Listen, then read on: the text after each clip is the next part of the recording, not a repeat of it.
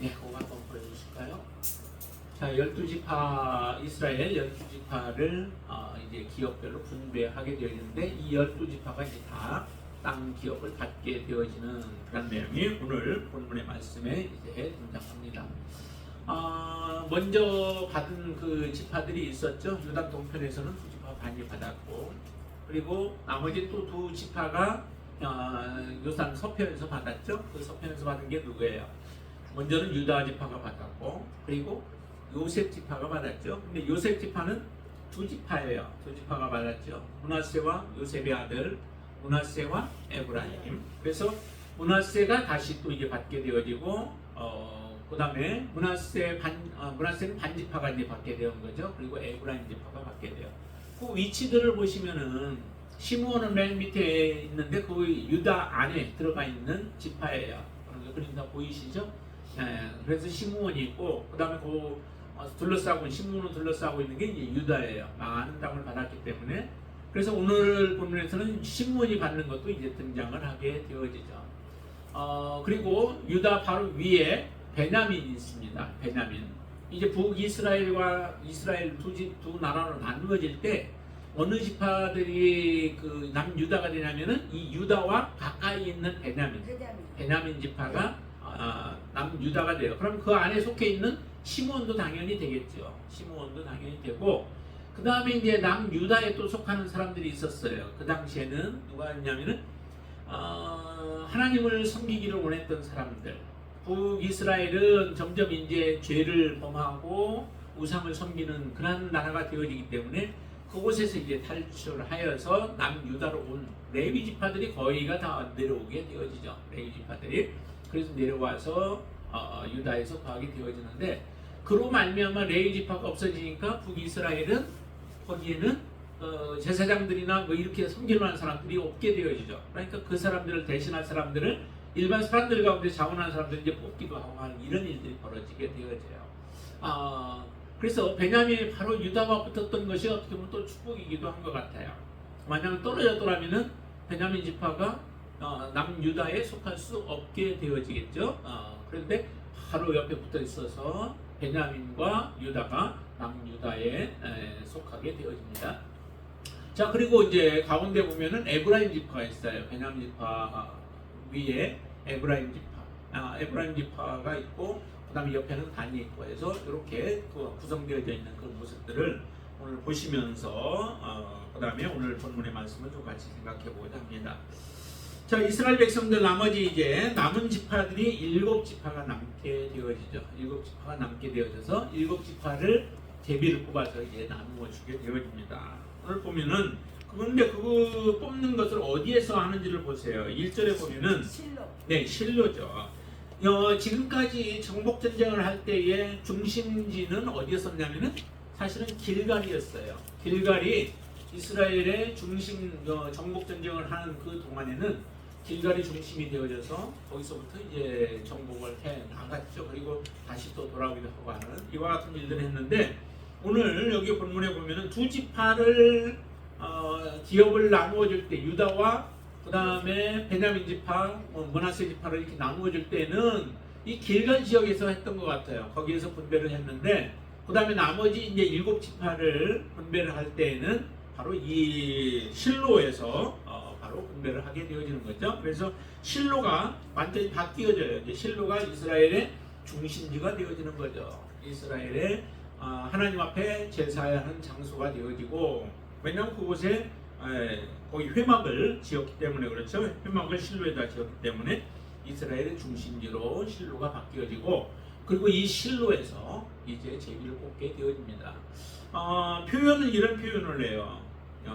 자, 6절 말씀에도 이렇게 표현을 하죠. 6절에도 보면 그 땅을 7부분으로 그려서 이곳 4개로 가져오라. 그러면 내가 여기서 너희를 위하여 우리 하나님 여호와 앞에서 제비를 뽑으리라 라고 하는 표현을 하죠.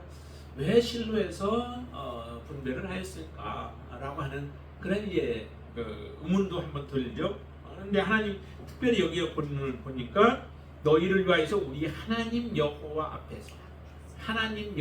앞에서 제비를 뽑겠다라고 하는 겁니다.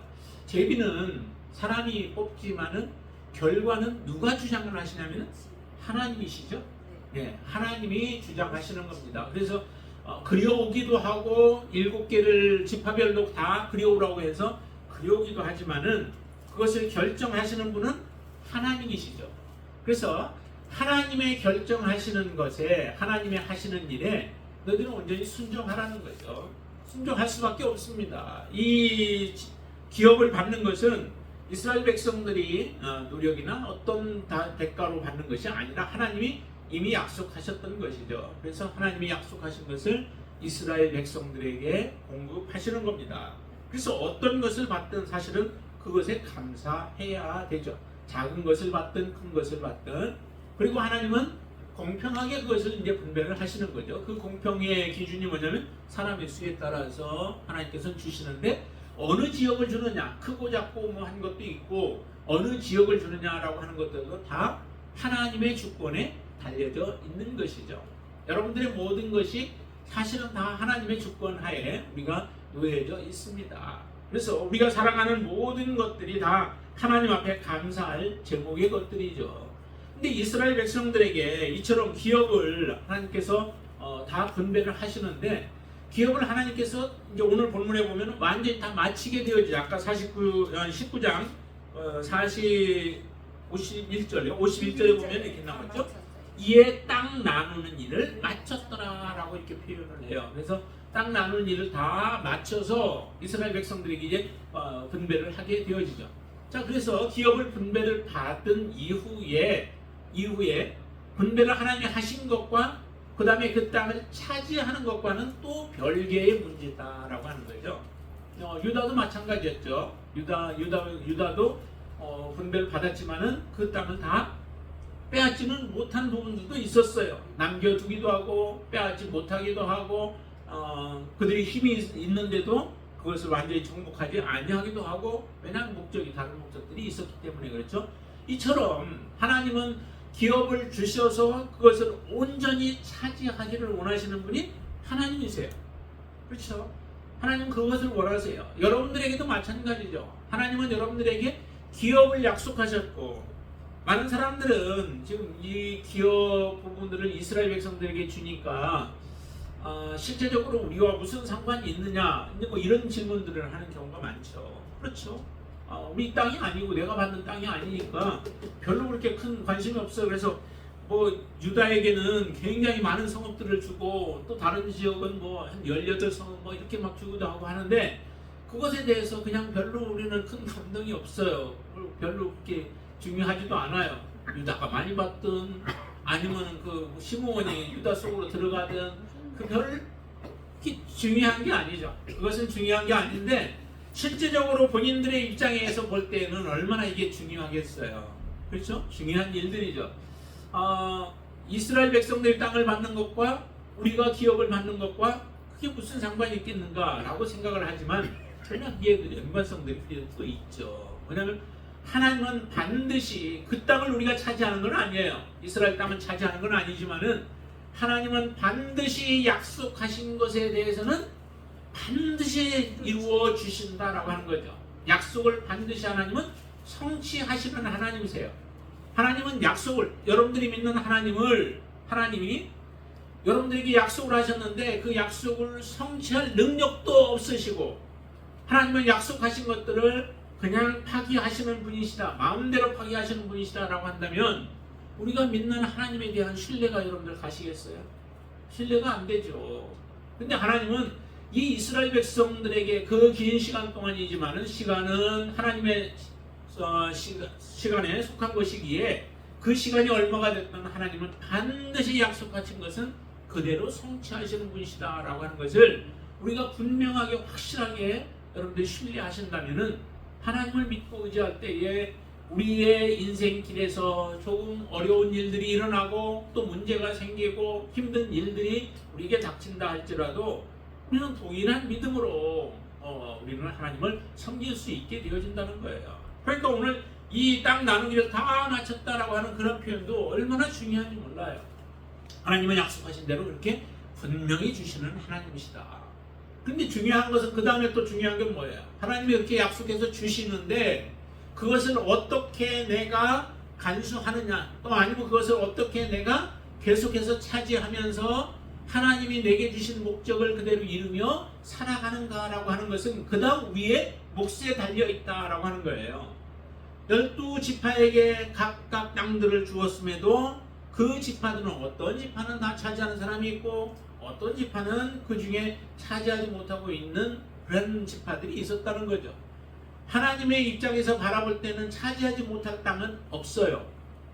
하나님이 주시는 하나님의 입장에서 볼 때는 차지하지 못할 땅은 없다라고 하는 거죠. 모든 땅은 다 이스라엘의 믿음으로 취할 수 있는 땅들이다라고 하는 거죠. 믿음이 없으면 못해요. 믿음이 없으면 그 땅을 차지할 수 없지만 하나님을 신뢰하고 하나님을 의지하고 그것을 하나님의 말씀을 확신하면서 믿음으로 취하게 되어지면 반드시 다 얻을 땅들이 되어지죠. 그것은 분명합니다.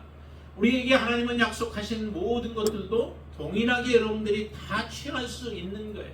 그러나 우리의 믿음이 없으면, 믿음이 흔들려 버린다면은 그러면 우리는 그것을 얻지 못하게 되어질 수도 있다라고 하는 것을 이 본문을 통해서도 우리가 잘 보셔야만 합니다. 실제적으로 단지파, 오늘 본문에서 보면 단지파도 하나 등장을 하죠. 아까 47절을 한번 보시면은 이렇게 얘기를 합니다.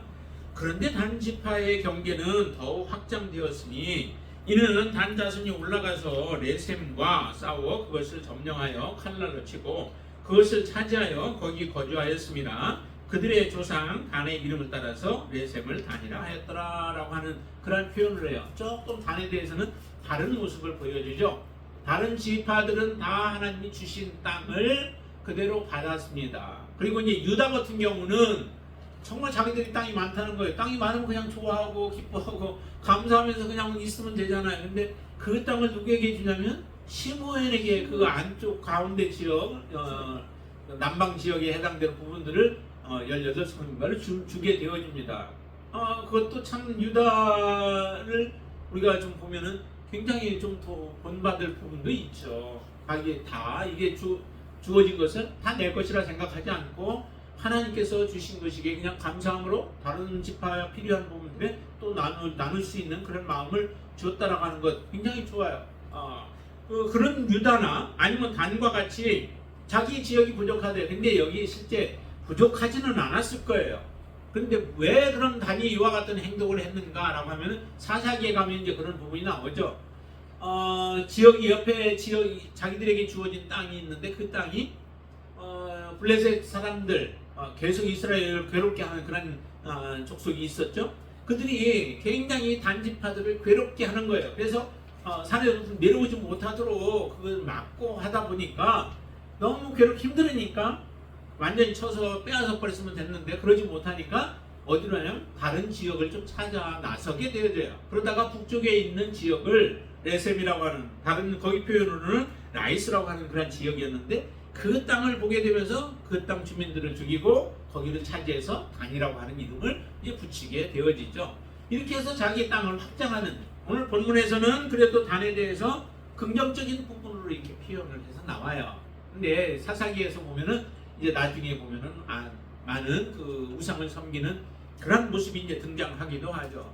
이처럼 자기의 땅이 부족하니까 다른 지역을 찾아서 하는 이와 같은 모습도 보여주는데, 이 여호수아가 일곱 지파에 대해서 책망하는 것도 그런 부분들이에요. 자, 한번 볼까요?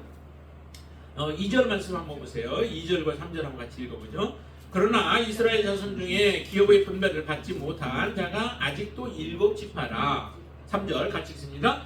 여호수아가 이스라엘 자손에게 이르되 너희가 너희 조상의 하나님 여호와께서 너에게 주신 땅을 점령하러 가기를 어느 때까지 지체하겠느냐. 이미 두 지파가 아니라 네 지파 반인가요? 이렇게 해서 지금 주어졌습니다. 주어졌는데 그런데도 보니까 여기에 7지파가 아직도 지금 점령하지 않고 있다라고 하는 거죠. 그러니까 아직 점령하지 못한 지역이 이스라엘 땅 안에 여러 군데가 많이 있었던 거예요.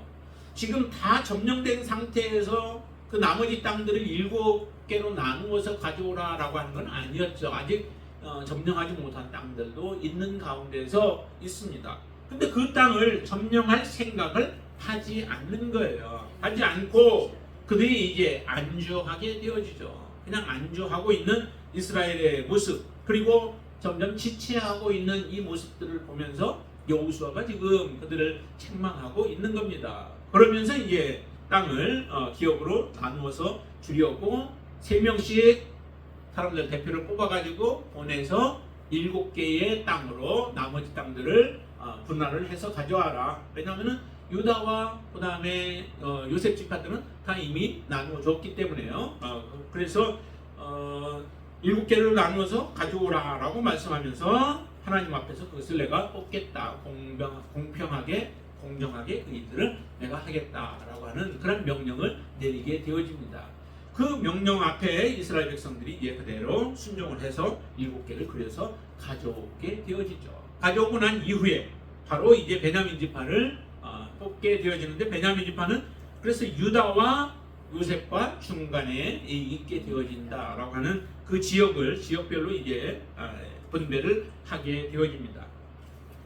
그리고 19절에 보면은 이제 시므온 지파에 대해서 하는데, 시므온 지파는 특별하게 이렇게 말씀하죠. 1절 한번 더 보실까요? 둘째로 시므온 곧 시므온 자손의 지파를 위하여 그들의 가족대로 제비를 뽑았으니 그들의 기업은 유다 자손의 기업 중에서라 라고 이렇게 얘기를 하죠. 유다는 자기 인구에 비해서 사실은 많은 땅을 차지했던 것 같아요. 그러다 보니까 그 땅 중에서 이제 일부를 시므온에게 주게 되어지죠. 그래서 이제 여기에 보면은 조금 우리가 이해가 되지 않는 부분들이 이제 있기도 하죠. 왜냐하면 7개의 땅으로 나누라고 했는데, 그럼 7개로 나누어서 그려왔을 거 아니에요. 유다 지파와 그 다음에 요셉 지파를 제외한 땅들을 7개로 나누어서 갖고 왔는데, 그 7개 중에서 시므온이 지금 유다 지파 안에 있는 것을 받게 되어지면 나머지 6개 지파가 이제 남게 되어지잖아요. 6개 지파에게 7개로 그려져 있는 그 땅들을 분배하는 과정들이 이제 나오는데, 그 구체적인 부분들은 나오지 않아요. 그래서 어떻게 그게 구체적으로 받았는가라고 하는 것은 나오지는 않습니다. 않지만은 이 나머지 지파들에게 그 땅들을 분배를 하는 그런 내용들을 오늘 본문의 말씀을 통해서 우리가 보게 되어지는데요. 이런 모습들을 통해서 인구가 적음으로 인해서 그때 그 시므온 지파는 인구가 사실은 굉장히 적어졌습니다. 많이 적어졌죠. 그래서 땅을 분배를 받을 때 한 22,000명 정도 그 정도가 되어지는데, 그 땅이 넓었던 유다 지파의 한 부분을 이제 차지하게 되어지고요. 그것은 곧 무엇과도 또 같이 연결이 되었냐면 야곱의 유언과도 같이 연결되어진다라고 하는 거예요. 참 하나님이 하시는 일들을 보면은 기가 막히게 모든 일들을 행하시죠. 시므온에 대해서 말씀하기를 그들은 이제 점점 그 지파의 어떤 존재성이 이루어져 가게 되어지죠. 왜냐하면 흩어졌기 때문에. 레위 지파도 마찬가지잖아요. 레위 지파도 어느 한 부분을 딱 차지하고 여기가 레위 지파 땅이야라고 이렇게 말하지 않고 각 지파별로 흩어져 살게 되어지죠. 그러니까 이게 그 축복이라고 하는 게 참 그냥 하는 것 같이 보여도 그들의 앞날을 결정짓는 그런 일들이 되어진다라고 하는 것을 오늘 이 본문을 통해서도 우리가 그대로 확인할 수 있게 되어집니다. 그래서 야곱의 유언이 그대로 성취가 되어지는 그런 모습을 보여지고요. 또 이 불공평한 기업의 배분이 아니라 하나님의 온전한 공평한 분배가 이루어진 것이다 라고 하는 것을 우리에게 그대로 보여줍니다. 자, 그리고 나머지 지파들 쭉 주면서 그러면서 오늘 본문에 본 것처럼, 자, 어디를 보시냐면은 49절 말씀 한번 더 보시죠. 49절과 50절 말씀 같이 한번 읽습니다. 이스라엘 자손이 그들의 경계를 따라서 기업의 땅 나누기를 마치고 자기들 중에서 눈의 아들 여호수아에게 기업을 주었으니 곧 여호와의 명령대로 여호수아가 요구한 성읍 에브라임 산지 딥나세라를 주매 여호수아가 그 성읍을 건설하고 거기 거주하였더라라고 이렇게 말씀을 하시죠. 누구하고는 좀 반대적인 모습이죠. 우리가 여호수아 14장에서는 누가 등장을 해요? 유명한 사람? 갈렙이 등장을 하죠. 갈렙이 자기 땅을 좀 달라라고 하는데 그때 모세가 하나님께서 이제 말씀하신 대로 모세가 말한 대로 나에게 땅을 달라는 거예요. 그게 헤브론 산지였었죠. 산지 땅을 달라. 그럼 내가 그것을 취하여서 얻겠다라고 하는 그러한 주장을 합니다. 갈렙은 거기서부터 그러니까 일찍 유다 자손이 땅을 분배받을 때에 그때 갈렙도 요구해서 자기가 받아야 할 땅을 요구하여서 그 땅을 차지하게 되어지죠. 그런데 반면에 여호수아는 이스라엘의 지도자잖아요. 지도자면은 누구보다도 우선권이 사실 지금 우리가 따진다면은 내 그 분깃이 있고 내 당연한 받아야 할 그런 권한이 여호수아에게도 있잖아요. 근데 여호수아는 미리 주장하지 않았어요. 모든 것이 다 끝난 이후에 여호수아가 이제서 주장하는 거예요. 그렇죠? 자, 거기에 보세요. 분명히 그러죠. 이스라엘 자손이 그들의 경계를 따라서 기업의 땅 나누기를 다 마치고 자기들 중에서 얻은 땅 중에서 눈의 아들 여호수아에게 기업을 주었는데 그 기업이 어떤 기업이냐면은 여호수아가 주장하는 거예요. 무엇을 주장해요? 명령대로 여호수아가 요구한 성읍, 그 성읍은 에브라임 산지 딥나세라를 달라고 얘기를 한 거죠. 에브라임 산지는 누구예요? 에브라임은 뭐예요? 요셉 지파죠. 요셉 지파 중에 하나 에브라임. 그 산지 중에서 하나에 해당되는 땅. 그 땅이 뭐냐면은 딥나세라를 달라라고 얘기를 해요. 근데 그 딥나세라도 어떤 땅이에요? 좋은 땅은 아니에요. 사실 뭐 이렇게 평지와 같은 넓은 그런 땅들은 아니에요. 여기도 보니까 표현이 뭐라고 그래요? 산지라고 얘기를 하잖아요. 산지 딥나세라를 달라라고 해서 그 땅을 받게 되어지죠. 참 이 모습을 보면서 지도자의 모습이 어떤 모습이어야 하는가라고 하는 것을 우리에게 참 말씀을 해주고 또 도전을 주는 그런 말씀이에요. 이전에 갈렙도 그렇다면 갈렙이 나쁘다라고 하는 것은 아니에요. 갈렙도 다른 사람들이 머뭇머뭇하고 있을 때 그 산지 별로 사람들은 좋아하지 않잖아요. 그러고 그 산지를 지키고 있는 사람들이 강한 사람들이었고 그렇기 때문에 그 땅을 누구도 사실은 달라고 할 사람이 없는 가운데에서 갈렙이 요구를 한 거예요. 그러니까 갈렙도 이스라엘 백성들에게 굉장히 도전을 주고 또 이스라엘 백성들에게 힘을 주는 그러한 역할을 감당을 한 거죠. 그러니까 갈렙은 갈렙대로의 그 사명감과 또 이스라엘 백성들에게 굉장한 도전을 줄 수 있는 그런 사람이었어요. 반면에 이 여호수아 같은 경우는 자기의 모든 그 주권을 다 내려놓고 마지막까지 그냥 기다린 거예요. 마지막까지 기다리고 그리고 나서 자기가 요구하는 것도 좋은 것을 달라라고 그렇게 주장할 수 있고 달라고 해도 또 다른 사람들이 거부하지 않을 그런 사람이지만은 그거 한 일들을 보세요. 얼마나 이런 일들을 했어요. 그렇기 때문에 그런데도 불구하고 이 여호수아는 그것을 주장하지 않고 오히려 에브라임 산지에 있는 딥나세라를 요구했다라고 하는 거예요. 참으로 지도자에게 본받을 만한 부분이지 않아요? 지도자는 다른 사람들에게 앞장서야 되는 거죠. 본이 되어야 하죠. 본이 되지 못하고 다른 사람들 오히려 약한 사람들을 괴롭게 하고 약한 사람들의 것을 빼앗고 하는 이런 일들을 행하는 것은 그런 지도자로서 서야 할 자리가 아닌 것이죠. 하나님은 지도자로 세울 때에는 반드시 그가 다른 사람들을 섬기도록 하기 위한 것이죠.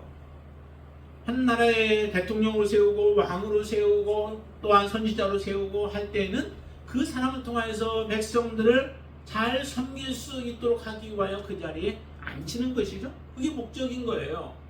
다른 사람 괴롭히려고 앉혀놓은 게 아니라는 거죠. 그러면 반드시 그 사명을 감당하는 게 바로 지도자가 해야 할 일인 겁니다. 여호수아 마땅히 주장할 수 있지만 그렇지 않았습니다. 오히려 겸손함으로 자기 것을 오히려 내려놓고 섬기는 자의 자리로 내려가서 그 섬김의 일들을 온전히 감당하는 이 여호수아의 모습을 통해서도 우리는 또한 도전이 되어지는 거죠. 여러분들은 나는 그런 지도자가 아니야라고 우리가 말할 수 있을지 몰라도 아니죠. 여러분들은 여러분들대로 또 작은 부분 안에서 하나의 지도자의 역할을 여러분들이 감당하고 있는 거예요. 학교에서든 또한 어디에서든 간에 직장에서든 여러분들은 다 그와 같은 일들을 감당하고 있는 거죠. 예수님께서 바리새인과 서기관들에 대해서 책망했던 이유 중에 하나가 무엇일까요? 예수님이 참 굉장히 책망을 아주 그냥 따끔하게 책망을 하시잖아요. 독사의 자식들아 라고 말씀하시기도 하고, 너희는 그 회칠한 무덤과도 같다 라고 하는 이런 말들을 들을 때에 얼마나 충격이 되었을까, 얼마나 속에서부터 화가 일어났을까. 자기의 속을 바라보고 나의 죄를 바라보고 나의 외식된 모습을 바라보고 내 안에 더러움들이 있던 것을 바라보기 전에 그 사람들은 먼저 화가 먼저 일어났을 거예요. 대부분의 사람들이 그렇잖아요. 나의 아픈 부분들을 건드리면 그것이 우리는 화로 드러나게 되어지죠. 정말 그때 내 아픈 부분들을 건드릴 때에 내가 그 아픈 부분들을 제대로 바라볼 수 있는 그런 시각이 있다면 그 사람은 참 위대한 사람이죠. 다윗을 한번 보세요. 다윗이 얼마나 위대한 사람. 다윗의 위대함이 다른 거에서 나타나는 게 아니라 자기의 죄를 책망받을 때에, 지적을 받을 때에 그것을 하나님 앞에서 인정하는 그 믿음이잖아요. 그게 바로 위대함이에요. 다른 전쟁터에 나가서 전쟁하고 들어오고 승리하고 그것도 위대하죠. 그것도 대단하죠. 그러나 정말로 이 땅에 살아가면서 우리가 가장 위대함이라고 하는 것은 내가 어떠한 존재인가, 내가 어떤 사람인가, 나의 모습이 어떤 모습인가를 정확하게 바라보고 하나님 앞에 설 수 있는 사람이 된다면 정말로 그 사람이 진정으로 위대한 사람인 줄 믿습니다. 근데 그런 지적을 이 바리새인들과 서기관들이 딱 받았을 때 그 사람들은 뭐예요? 주님 앞에 무릎을 꿇기보다 그렇군요 하고 인정하기보다 화부터 나잖아요. 그러니까 어떻게 해서든 저 예수를 죽이고자 하는 그런 마음이 점점 더 하는 거예요. 예수님이 죽으신 이유가 뭐예요? 좋은 말만 했으면 예수님이 죽으셨을까요? 다른 사람 칭찬만 했으면 예수님이 죽으셨을까요? 그렇지 않을 겁니다. 칭찬하고 다른 사람에게 좋은 말만 해주고 좋은 일만 해주고 그랬으면 예수님은 십자가에 못 박을 일이 없었을 거예요.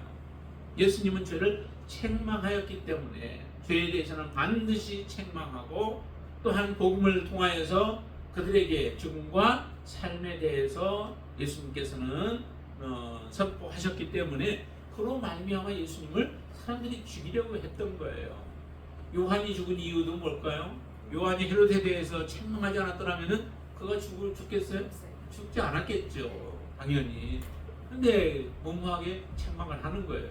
그것이 드러나자 그걸 견딜 수 없게 되어지는 거죠. 그래서 결국 죽이게 되어집니다.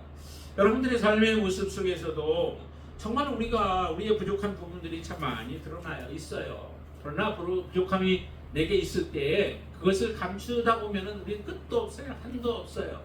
있는 것들은 그대로 드러내놓고 거기서부터 다시 시작하면 돼요. 그게 바로 하나님 앞에 우리가 온전하게 설 수 있는 그 길인 줄로 믿습니다.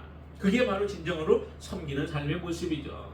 이 여호수아가 정말로 겸손함으로 섬겼던 그의 모습과는 대조적인 모습을 이 바리새인과 서기관들의 모습에서 우리가 보게 되어지는데, 여러분들 안에서는 정말 이 갈렙이나 아니면은 여호수아 같은 그러한 모습이 여러분들 안에 있게 되길 바랍니다. 그리고 여러분들에게 모든 주어진 것은 유다와 같은 그 심정으로 여러분들의 모든 것을 볼 수 있게 되길 바랍니다. 내게 주어진 것들이 나 혼자만이 아니라 하나님께서 내게 은혜로 주신 것이고, 그러면 그 은혜로 주신 것을 또 다른 사람, 필요한 사람이 있으면 같이 나눌 수 있는 그런 마음을 가지고 살아가는 것이 정말 중요하죠. 여기에 단지파 같은 경우는 정말 어떤 면에서 여기서는 굉장히 그 좋은 부분으로 볼 수 있어요. 왜냐하면 다른 지파들이 다 그냥 그 정체되어 있고, 그 다음에 그들의 마음이 그냥 주저앉아 있는 안일한 마음 가운데 있었던 그 사람 지파들이잖아요. 그런 가운데서 자기가 거주할 수 없기 때문에 다른 지역을 가서 개척을 한다라고 하는 것은 하나의 도전적인 부분이기는 하지만은, 그러나 정말로 하나님을 온전히 신뢰했다면 먼저는 자기 주변에 있는 그 땅부터 먼저 차지했어야 할 거예요. 그렇죠? 하나님이 주신 땅인데 그 땅 온전히 차지해야 되죠. 아무리 강해도 하나님이 주셨다, 하나님이 내게 허락하신 기업이다 라고 하는 분명한 확신이 있었고 믿음이 있었으면 그 땅부터 차지해야 되죠. 근데 그 땅을 차지하면서 희생하고 또 많은 대가를 치러야 하는 것들을 그들은 거부하면서 다른 지역을 찾아 나섬으로 인하여 나중에는 보면은 그들이 우상을 섬기는 일에까지 저지르게 되어지죠. 그것은 하나님 앞에 온전한 믿음으로 행한 행동은 아니었던 것 같은 그런 모습을 우리에게 보여줍니다. 여러분들은 무슨 일을 하든지 간에 그 일을 통해서 믿음으로 여러분들이 행하실 수 있게 되길 바랍니다. 하나님이 기뻐하시는 것이 무엇인가? 하나님이 정말 원하시는 것이 무엇인가? 그것을 먼저 물어보시고 하나님이 기뻐하시는 것, 하나님이 원하시는 것을 위하여서 내게 믿음 주세요. 하나님 내게 담대함 주세요. 내게 하나님 지혜를 주세요. 그렇게 구하시면서 그 일들을 행한다면 여러분들이 행하시는 일들을 통하여서 하나님이 영광 받으시는 일이 일어나게 되어질 줄로 믿습니다. 이스라엘 백성들에게 이처럼 모든 일들을 다 마치고 또 그 다음에 이런 땅들을 하나님께서 분배함으로 인하여 이스라엘 백성들에게 약속하셨던 하나님의 그 약속이 온전히 성취되어지는 그런 놀라운 역사가 일어나게 되어집니다. 여러분들에게 하나님이 주신 기업은 무엇인가요? 정말 그 기업은 여러분들 그냥 그때 준 때 받은 것으로 거기서 그치라고 주신 것이 아니다라고 하는 겁니다. 여러분들에게 분명히 하나님이 내게 주신 그 기업을 내가 차지해야 할 부분들이 있을 거예요. 지켜내야 할 부분들이 있는 것이죠. 그래서 사도 바울은 두렵고 떨림으로 너희 구원을 이루라 라고 말씀을 하시죠. 두렵고 떨림으로 구원을 이루라. 아직 완전한 구원이 온전히 다 이루어진 게 아니라는 거죠. 그렇다고 하나님이 우리에게 구원을 주신 것, 예수 그리스도를 통하여 구원을 주신 것이 부족하다는 얘기는 아니에요. 완전하게 하나님이 주셨지만은 그것을 이제 우리 것이 완전히 되게 하기 위해서는 앞으로 믿음의 삶을 살아야 할 일들이 남아있다라고 하는 거예요. 만약에 그런 남은 일들이 없다면은 구원 받은 것으로 다 모든 게 끝났잖아요. 그러면 더 이상 뭐 할 일이 없는 거죠. 그게 없잖아요. 그러나 하나님은 분명히 우리에게 사명을 주셨습니다. 그 사명은 우리가 믿음 안에서 앞으로 행해야 할 일들이다라고 하는 거죠. 우리가 이루어야 할 일들은 많이 있습니다. 예수 그리스도께서 우리에게 남기신 그 사명들이 있잖아요. 제자들에게 맡기셨고 또 제자들은 그다음 우리들에게 맡긴 그 일들이 있잖아요. 그 일을 우리는 마지막까지 이루어 가야 합니다. 그 일이 바로 이스라엘 백성들이 남은 땅, 하나님으로부터 받은 땅에서 이스라엘 백성들이 차지해야 할 땅들, 남김없이 모조리 다 정복해야 할 땅들과 같은 것이 우리에게 지금 남아 있습니다. 여호수아가 책망한 것 같은 그 책망을 여러분들이 듣지 않게 되길 바랍니다.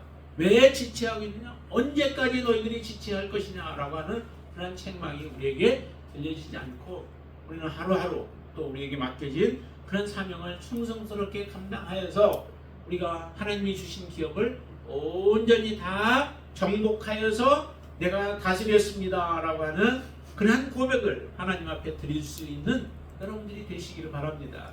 그 땅을 어떤 목적에서든 남겨두게 되어지면 그 땅은 우리에게 고통이 되어집니다. 이스라엘 백성들에게 분명히 남겨진 땅들이 고통이 되어지죠. 만약에 여기에서 여호수아에서 이렇게 정복해서 완전히 정복했더라면은 그리고 잘 다스렸으면은 이스라엘 백성들에게 블레셋과 같은 그런 족속들이 괴롭게 하는 일들, 사무엘상 가면 이제 얼마나 그런 일들이 많아요. 그리고 주변에 있는 그런 땅들, 괴롭게 한 땅들이 얼마나 많아요. 그 땅들의 고통을 우리가 받지 않게 되어질 겁니다. 남겨두면 내 욕심 때문에 또 내 이익 때문에 내가 뭔가 이용해 먹고자 하는 그런 얄팍한 계산 때문에 남겨두게 되어지면 그것은 평생 우리에게 고통이 되어질 것이고 그리고 하나님 앞에 우리가 책망거리가 되어진다라고 하는 것을 분명히 알고 여러분들이 이 믿음으로 다시 한번 서서 여러분들에게 주어진 그 기업을 온전히 여러분들이 정복하고 또 하나님이 다스리고자 하는 대로 다스려 나가실 수 있는 귀한 여러분들 되시기를 주님의 이름으로 축원을 드립니다. 기도하겠습니다. 할렐루야. 아버지 하나님 감사합니다. 하나님께서 이스라엘 백성들에게 내가 너에게 땅을 주고 또한 자손을 많이 번성케 하겠다라고 하셨던 하나님의 그 약속대로 번성된 자손대로 그리고 이스라엘 백성들에게 약속한 땅을 하나님이 주심으로 각 지파별로 하나님께서는 이제 그 기업을 분배하였습니다. 하나님, 그러나 하나님이 완전하게 이렇게 주셨다 할지라도 아직도 해야 할 또한 지파별로 감당해야 할 일들이 남아 있습니다. 하나님, 그 남겨진 사명을 온전히 감당하여서 하나님이 주신 기업이 하나님이 기뻐하는 땅이요 하나님 앞에 영광을 돌릴 수 있는 그러한 땅으로 세움받기를 원합니다. 이스라엘 백성들이 이 일을 실패함으로 말미암아 많은 오랜 시간이 지난 후에 이스라엘 백성들이 또 흩어지는 고통을 당하게 되어집니다. 하나님, 우리에게 다시 하나님이 주어진 사명, 그 사명은 우리의 때에 온전히 성취하지 못하면 반드시 우리는 이제 다시 기회가 없습니다. 하나님께서 우리에게 온전히 성취할 수 있는 그런 은혜를 허락해 주셨사오니 그 사명을 온전히 우리가 감당하는 사람들이 되어지도록 주님 역사하여 주시옵소서. 우리의 믿음이 더욱더 견고해지게 하여 주시고 오직 예수 그리스도의 말씀 붙잡고 예수님이 세상을 이긴 것과 같이 우리도 승리하는 믿음의 삶을 살게 하여 주시옵소서. 죄와 싸워 이기게 하시고 세상과 싸워 이기게 하시고 악과 싸워 이기게 하여 주시옵소서. 또한 사단과 마귀와 싸워 이기게 하여 주시옵소서. 오직 승리만이 하나님이 기뻐하시는 그런 길임을 믿습니다. 하나님, 그 믿음으로 살게 하여 주시옵소서. 우리의 매일매일의 삶이 바로 이 삶의 영적인 전쟁터임을 저희는 믿습니다. 이 영적 전쟁터에서 성령을 의지하여 날마다 승리의 삶을 살아가게 하여 주시옵소서. 예수님의 이름으로 간절히 기도드리옵나이다. 아멘.